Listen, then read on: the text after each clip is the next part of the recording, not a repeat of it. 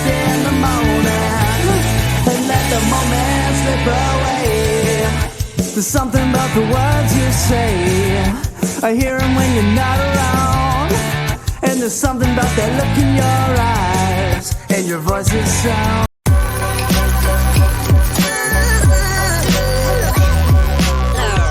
The following is a presentation of the Belly Up Sports Media Network. You are listening to the 1420 Sports Bar Podcast. 4 beer with a sports talk and a whole lot more. We are part of the Belly Up Sports Network.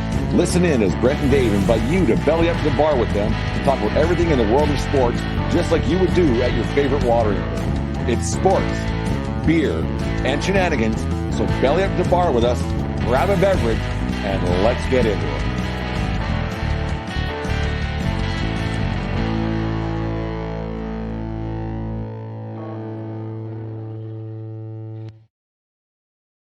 Our podcast, 4 beer with sports talk and a whole lot more. Show number 317. Tonight's show is brought to you by SeatGeek.com, the SeatGeek app. Use promo code 1420pod at SeatGeek.com today and save yourself $20 on your first purchase at SeatGeek.com. And remember, we are part of the Belly Up Media Network. Go to bellyupsports.com and check out all the great articles and other podcasts and just all the information you could have. Dave, we're doing a Sunday night show. Hasn't happened for almost a year now, but how was the weekend so far? Winding up, you're in your backyard. Life's pretty good right now, isn't it not? Cannot complain. I was sport dad this weekend. Boy had his first ball tournament with his new team. He had a hell of a tournament. They finished second, and I've never seen the boy play better. He pitched into the fifth.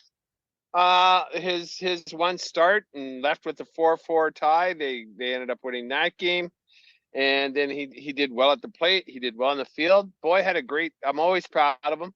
But it's nice to see your boy do better, right? Like, and it's kind of it was a nice thing. I had an enjoyable weekend watching my boy play ball. Yeah, I went and partook in the first 4 or 5 innings of that ball game. Yes, on Saturday morning, they were watching Jasper pitch. You could see he was getting a little bit frustrated just with there was a couple errors here they were made. He had a good outing. Like it was actually pretty good, and he probably could have got out of that with a couple less errors by his teammates. Not going to throw shade at some of his teammates there, but he pitched a good game. He's throwing strikes and putting the ball in play. It was good to see old Jasper. I would wish Jasper would quit playing baseball and become an umpire, but we'll talk about that in about 2 or 3 years down the road.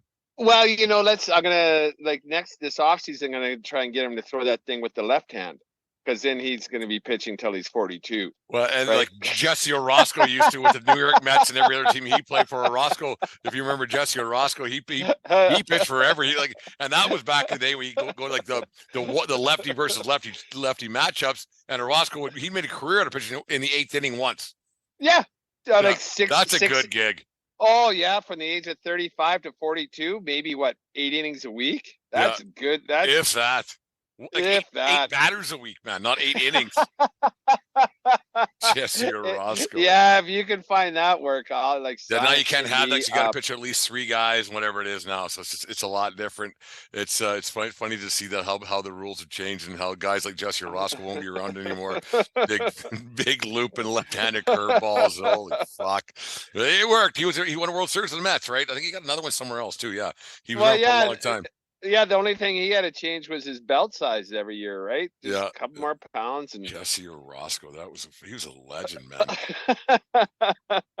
Well, you throw a lefty, get someone in there who can throw strikes with the left hand, and then get a ground ball, you're out. Get a pop up, you're out. Done. Sit down, have a smoke, call it. See you later, Jesse Orozco. Anyways, Dave, the big news around the National Hockey League since Thursday has been the trouble that a couple Canadian teams, and I'm sure it's other teams around the league are having, but there seems to be once again the mass exodus of players wanting to leave Canadian markets. One in Calgary, the other in Winnipeg with the Jets. In Calgary, you got Noah Hannafin said, "I'm out. Trade me right now."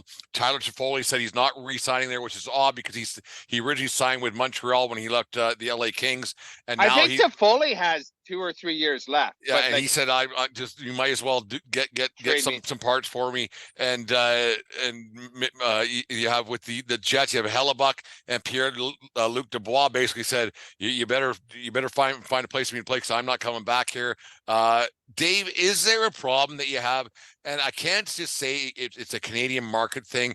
Is there a situation, we talked about it a little bit before, is there a situation now where the players have way too much pull? Because you hear about some of the older guys. I've listened to a lot of sports talk radio, obviously, as do you. Whereas the older players, they go, we were happy to be in the league. We were happy to play. If we were in Carolina, if we were here, there, no matter what, we were happy to be in the league.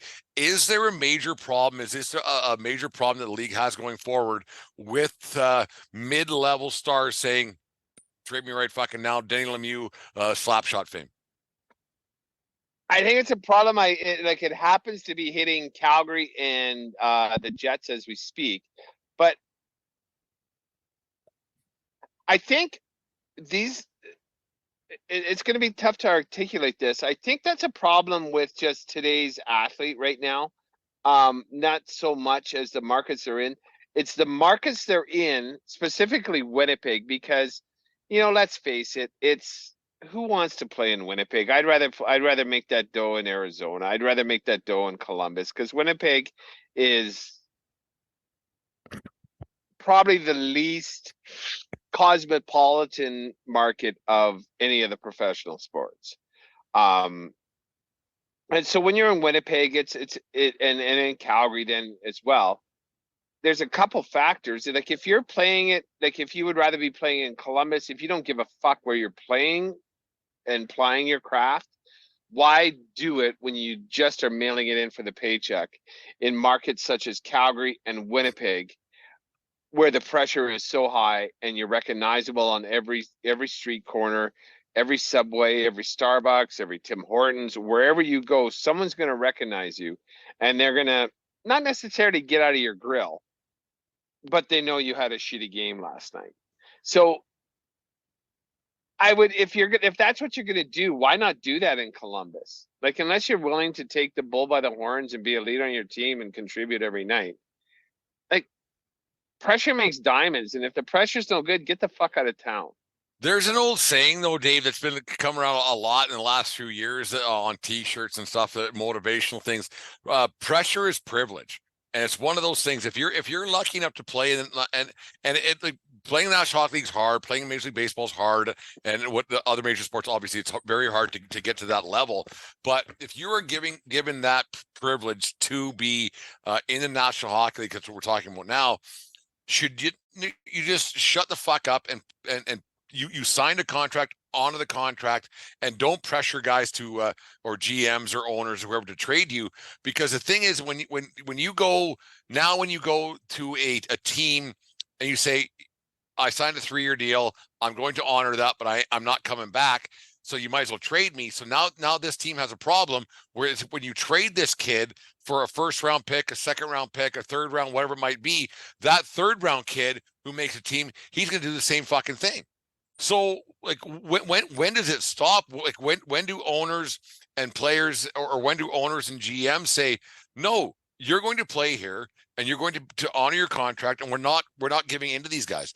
And yes, you can sign elsewhere, but if you're restricted free agent, you're staying here. Like, you're going to play here, and then you're going to play here for another 5 years until the CBA, what you guys signed, what you agreed to as a member of the Players Association, when are they going to say, no, I'm the owner, I own you, you're going to play here for the first 8 years of your career? I would, or whatever it might be. I would love to fucking see that. I would love to. Well, it's an asset. It is like, I get it. They're an asset, and if they're not going to play, they're going to be unhappy. Boo fucking who? Then don't play. Yeah, they don't play and don't get paid. And then like we say all this time about how owners and organizations are able to hide their salary on the injured reserve. Don't want to play reserve. Okay. Kate, you're done are you reporting? No, I'm not going to report. Okay, you can't report. You can't report until game 15.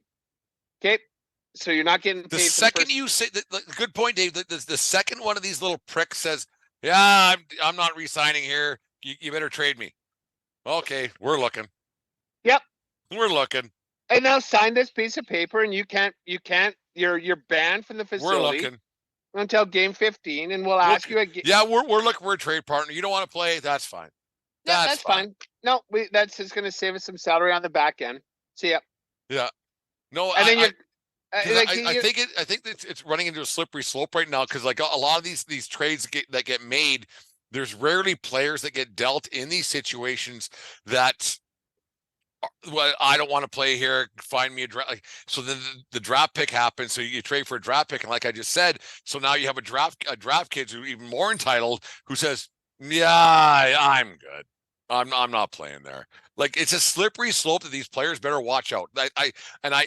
You accuse me a lot on our show here about being an owner's hugger because I am to an extent because it's hard to play in the league and a lot of guys would give their left nut to play in professional sports.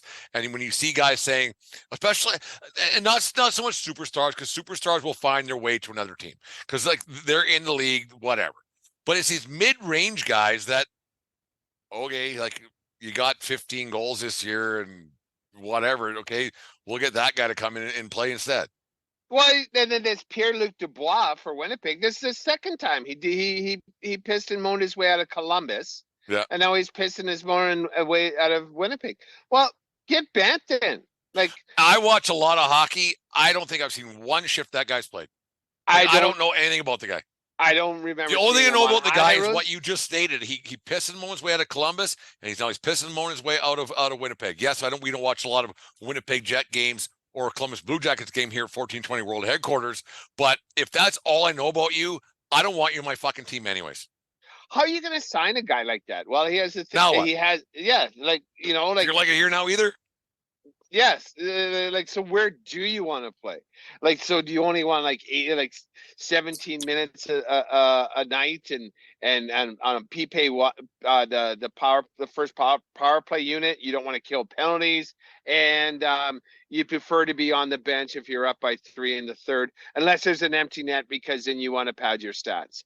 Get fucking bent, you spoiled little fucking baby. And that's what I think is going to these players like I shouldn't say it because like I mean they're all we've talked about this a lot. They're players in general are underpaid because they are employees and the owners are making how many millions of bucks or billions of dollars off the backs of these guys in football, basketball, hockey, and baseball. But eventually these guys really got to take a step back and go, maybe I should just shut up and play. Because it's an honor and a privilege to play in the National Hockey League, and for these kids to say, "Yeah, I'm good. I don't want to be. I don't want to be here anymore." Get fucked. Go play in Europe. If it's so goddamn bad here, go to the KHL. Go to Russia. Get bent. Okay, where do I sign? You don't want to play here? Where do I sign? We lost with you. We'll lose without you. Like I've said 1,000 times on our show. Get out. When you come back, we're going to own your rights. So. We're not going to pay you, but you all we're doing is asking you what you did when you signed the contract on the dotted line. And, especially shits like that, Dubois and Toffoli, they got traded there. Like, it's what it is. Life sucks it's sometimes. Part of the deal being a professional athlete. You might get traded. And when I say life sucks sometimes, you're getting paid millions of dollars to play a game that you love. Because I remember when Pronger got he got dealt out of Edmonton. There's lots of reasons and conspiracy theories that go out there. When he signed a contract to play with the Edmonton Oilers, he signed a contract with the Oilers, but more importantly, he signed a contract to play in the National Hockey League. That he could have got dealt to any team after the fact. He may have had a no trade to certain places, but wasn't as prevalent back then as it is now. But when you sign a contract, you sign a contract to play in the league, not just the team that you sign for, unless you do have a no trade move, no trade clause. How these kids, and like we're old enough to say they're kids, how these kids are getting such bad representation and getting such bad advice from their advisors, from their agents. I don't get it. I don't get it. Like, and how yes, there might be more money involved, but there might not be, in the simple fact that Pierre-Luc Dubois has already said no to 2 teams.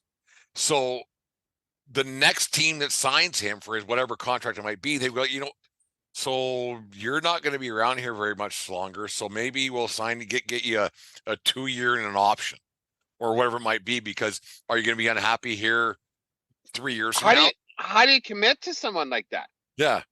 I would have no idea. Like, I think Dubois would have to, I don't know what he has left on his contract, or like, I do know a couple of those Flame guys, like Toffoli has, I think, 2 years left on his contract, but like Lindholm and Hanifin and someone else, they're coming in, like this is their free agent year. So the Flames have Backlund. Yeah, they have salary, they own him for the next year, whether they like it or not.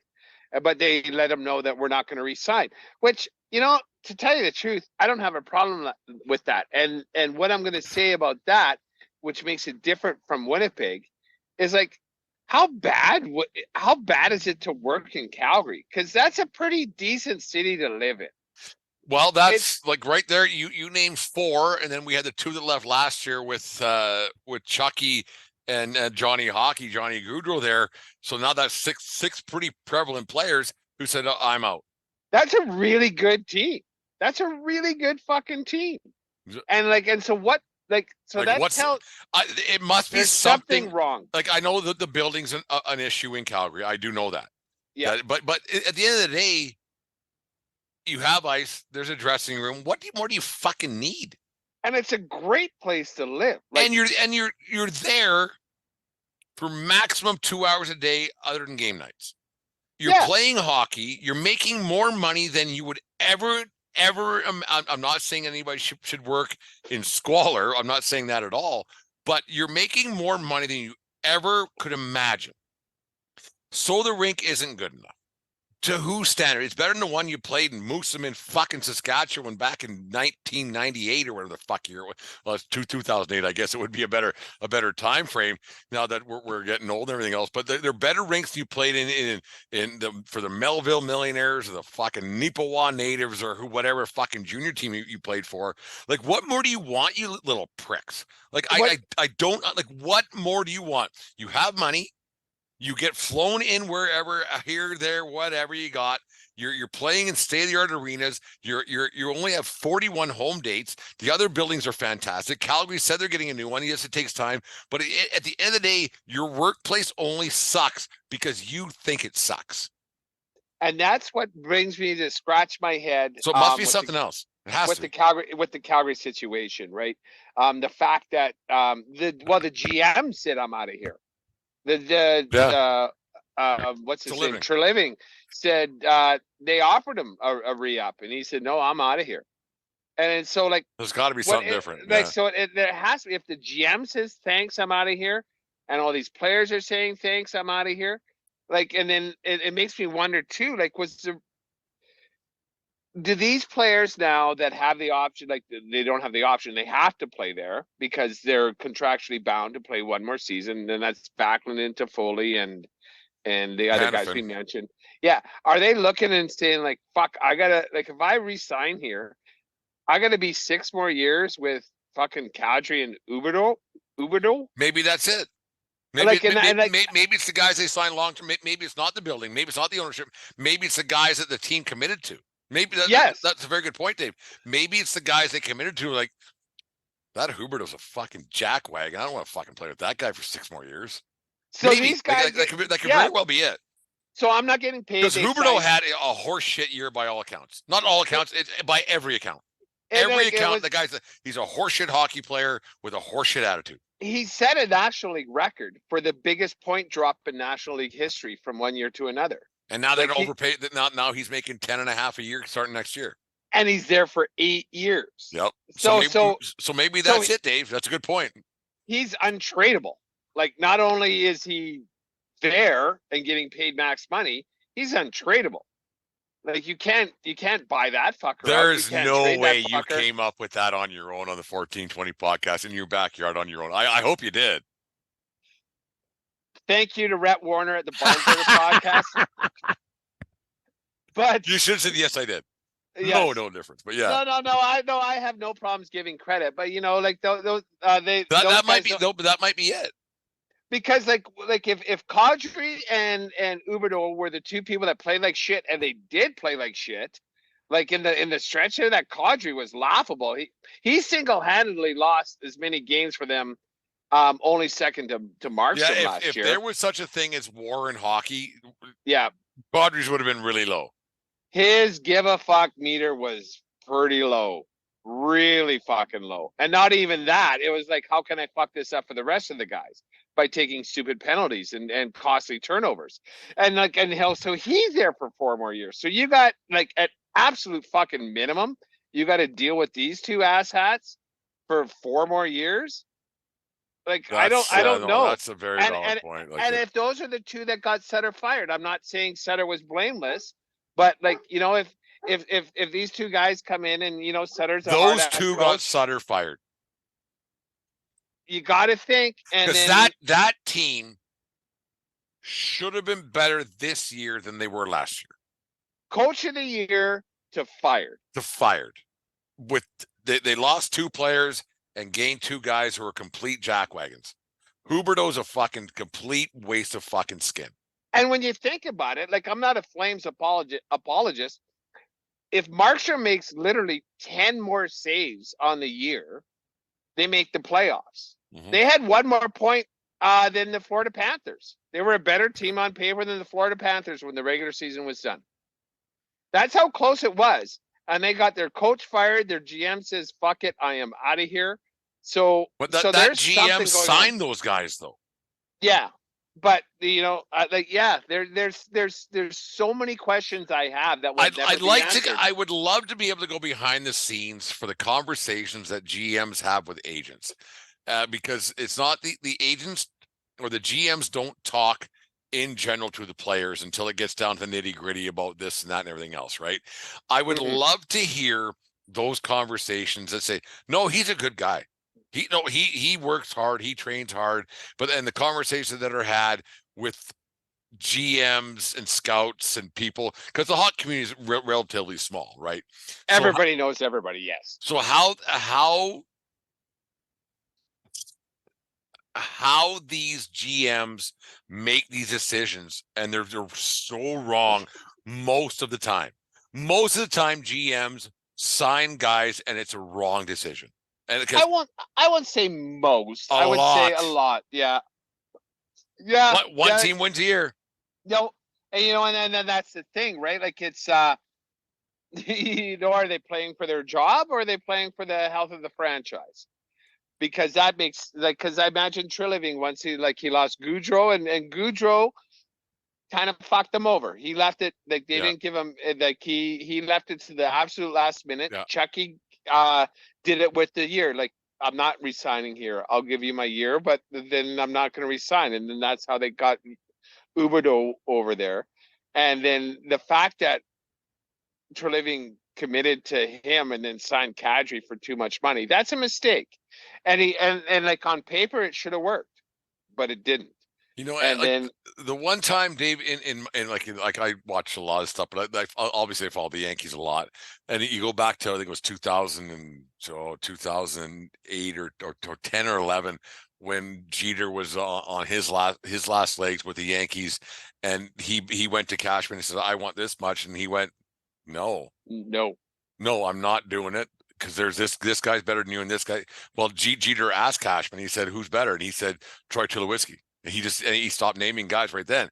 And you wonder why that. And then Jeter took a lesser contract to stay with the Yankees, because his worth with the Yankees was more, and his legacy would have been more with staying with the Yankees, obviously, right?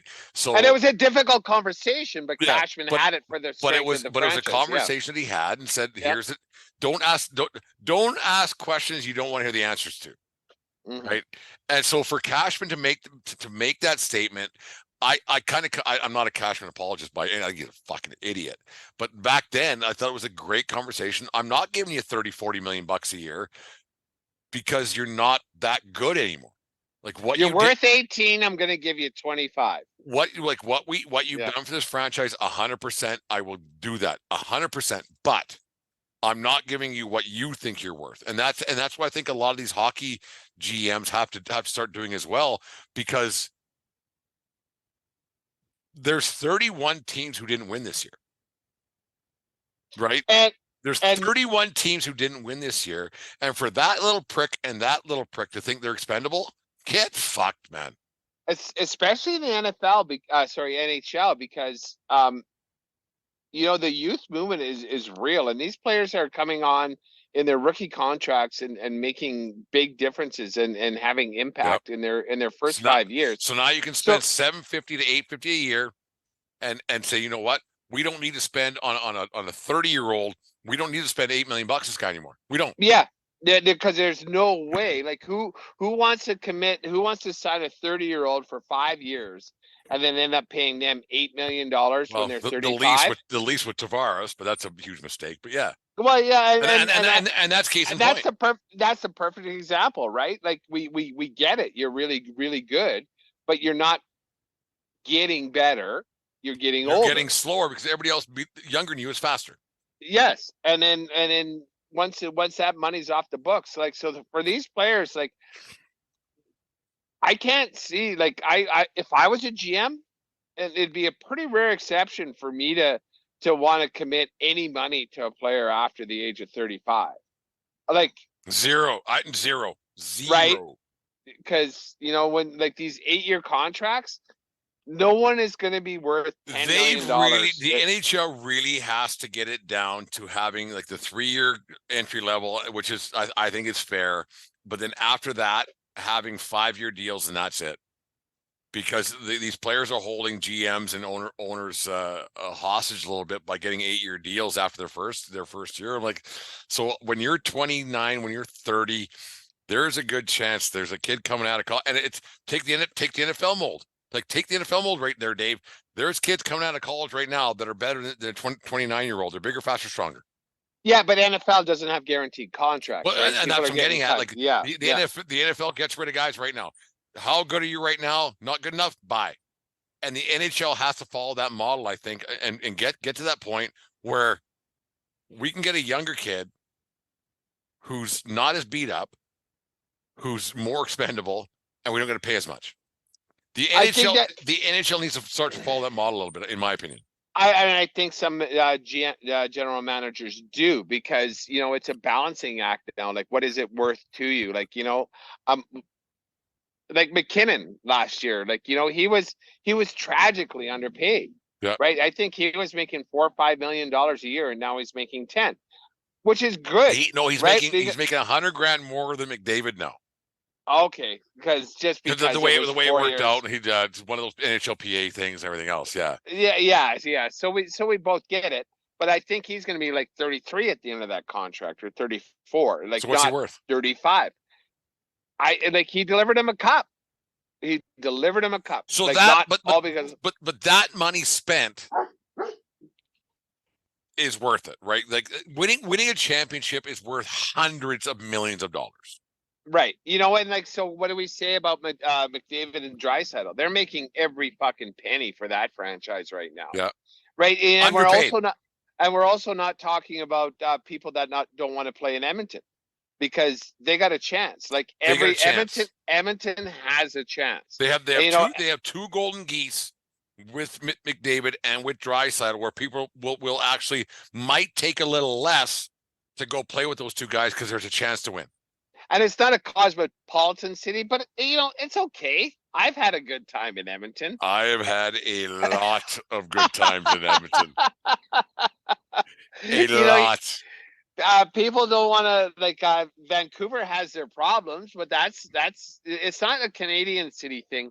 I think it's just I think a little bit of the fact is that there's just so much dysfunction, and people don't even really know what.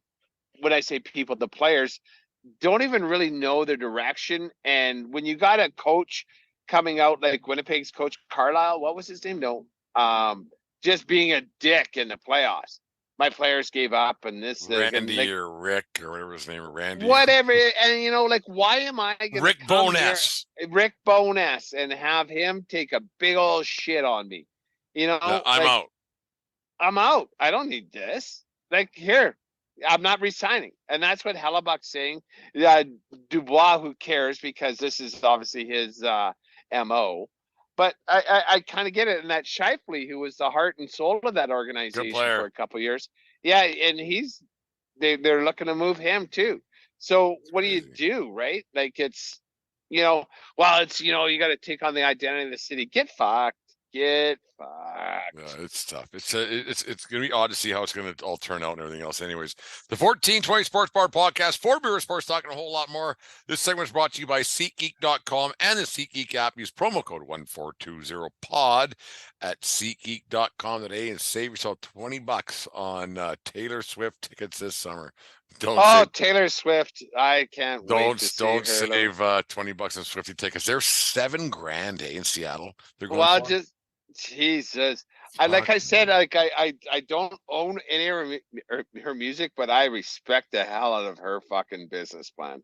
Yeah, she's old Swifty's got her all figured out. We're not talking about the Swift Current Broncos. Anyways, the 14. I signed her to an 8-year contract in music. She's 33.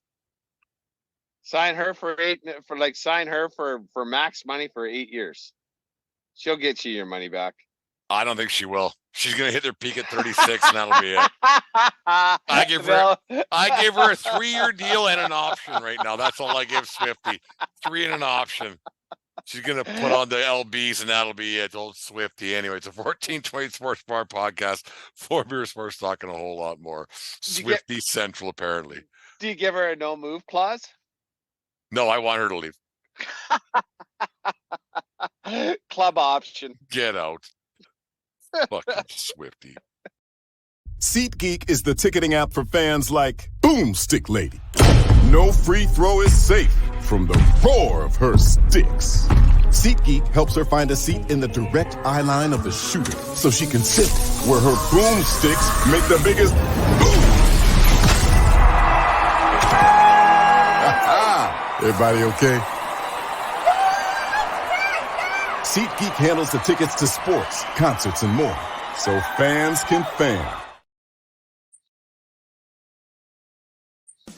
You just listened to the 1420 Sports Bar Podcast. For Beer with the Sports, talking a whole lot more. We are part of the Belly Up Media Network. Let's get into it.